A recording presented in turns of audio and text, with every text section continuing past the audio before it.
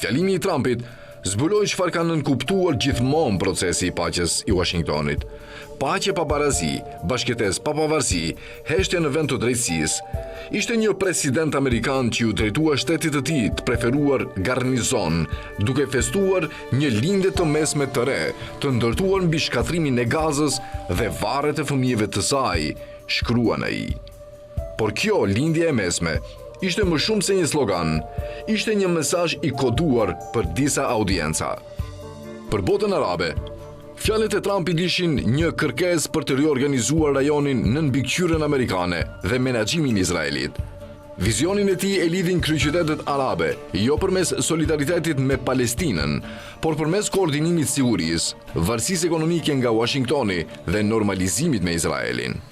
Për Iranin, mesazhi ishte po aq i qartë. Dera për një marrëveshje mbetet e hapur, por vetëm sipas kushteve amerikane. Rikthimi në ekonominë globale do të vijë me çmimin e tërheqjes dhe braktisjes së poshtit rezistencës që sfidon hegemoninë amerikano-izraelite. Për Kinën dhe Rusinë, mbërritja e Trumpit në Jerusalem ishte një shenjë territori. Një kujtesë se SBA ende e sheh lindjen e mesme si protektoratin e saj. Rrugët energjetike, ujërat dhe kontratat e rindërtimit mbeten nën kontrollin perëndimor.